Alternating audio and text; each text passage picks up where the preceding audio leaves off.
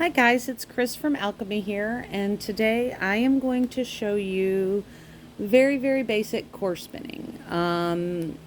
For starters, you need a wheel that has a larger orifice.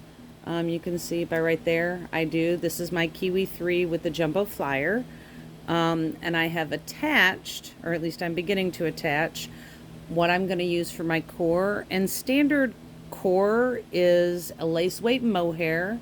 And you can see on the mohair, it has like a halo, all these little fine hairs that come off of it. That's what makes it great for core spinning. So I'm just going to make sure that I have a little excess right here, and it'll start to twist on itself a little bit. And that kind of gives me the reassurance that my core is not going anywhere. Today I'm using just a basic merino, and I'm using separate pieces of color because I want to put color where I want. You can just spin straight from a braid of roving that has multiple colors, and you can do a lot of fancy stuff. But today we are just going to do core spinning, like simple, how to get the fiber to attach to your core right here. You'll see at the very beginning, you can hold it in many different ways. So some people leave it open and just use their fingers like this. I tend to like loop it over my first finger, bring it down across my hand, and I hold like this because then I have more control over my yarn that's coming up for my core. So for today though, I'm just going to show you open-handed.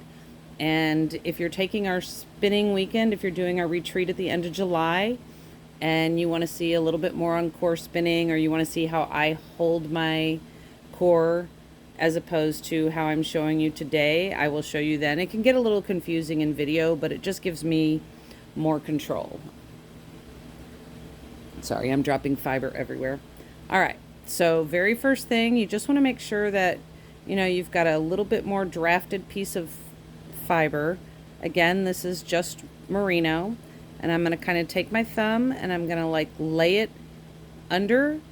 It's going to come under the core and a little bit over to get going. Okay, I'm going to spin rather slowly. You are going to make sure that there's not a whole lot of tension on your wheel, because you do not want this yanking your fiber right out of your hands. And I'm stepping on my core, so that does me no good. And you can see like right here, my fiber that I'm using, I kind of broke it because I was trying to do too many things at once. I am using my pointer finger, laying underneath the core to smooth. And I am just bringing it straight down. When I very first start the core, I always do just a smaller bit at the top, right through the first maybe like 3 to 4 inches, because it just kind of gives it stability and also helps so that what you're spinning doesn't unravel when you go to use it or take it off to ply it. All right, so I'm going to tell you right now, I'm probably incapable of holding this regular, so I am going to go ahead and loop it over my first finger, under the other 3. Let me pull this like this. So I have taken my core, I'm coming over my finger, under those 3, and I just twist my hand over, and I take this extra string off to the side, and it's just hidden. I just have more control. It hurts my hands if I do it the other way, so I have to do it this way. I apologize. So as you're spinning core, you can see I'm kind of slower feet, and I'm letting that section build, and I'm not really letting that core move out of my hands. I can use my first finger and my thumb to smooth all those little halo fibers as we go. I can use as much fiber or as little fiber as I want. So see, here's a little more. And then if I really want to go crazy, I can let all of that fiber, without really drafting, come up on to the cord just like that. Sorry, this is like walking and chewing bubble gum. It is hard to talk and spin at the same time. Wow, this is a first for me, guys. I can't talk. Imagine that. Ooh, Kris with no words. All right, so I am going to show you how to change color. I'm going to switch to a nice turquoise, and it is simply, literally the same thing as you would do if you were spinning. I'm just going to lay that next color underneath the green that I had going. Keep using my finger and my thumb to smooth.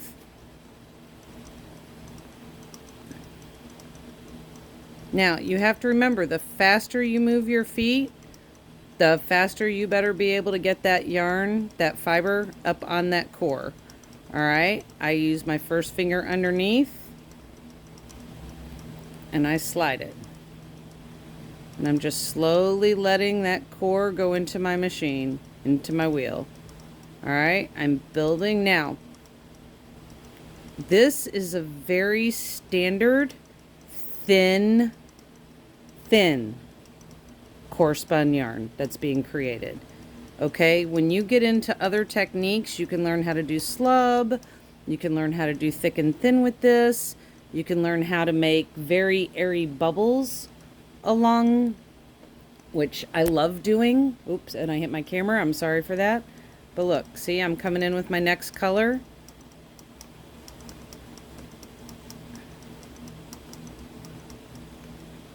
And I'm going to let it build up for a little thickness in the same place.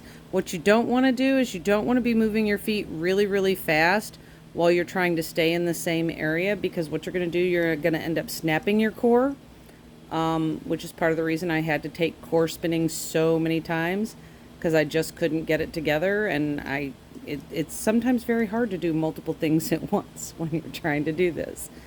But you can see I've created little thickness here. I came in a little thinner, little thinner, little thinner, and then I can build it up thicker. And then when you come in, if you don't know how to spiral ply, you should absolutely learn. Happy to teach anybody that needs to learn. Spiral plying is so beautiful when you're doing core work. Like, it's just beautiful. And you can see I built up a little cocoon there, just a little bit, just like that. And then when you're done, you take your piece and you just kind of smooth it out.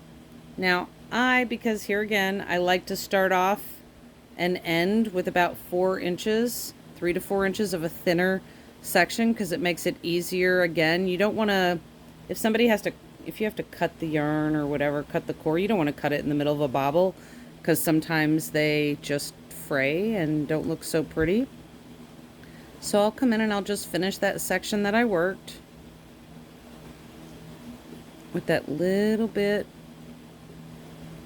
And you can see I'm using very, very little bits of fiber. A 4-ounce braid will go so far with core spinning. Like, you'd be like, oh wow, I didn't know I could get this much yarn out of 4 ounces. I thought if I was gonna core spin, I'd be using up all my fiber really fast. Not true, my friends. Not true at all. So see, there you go. And then I'm going to back this out slowly out of my wheel. Maybe, if my wheel will listen to me. Let go. Likes to play. So see, this is just a nice core.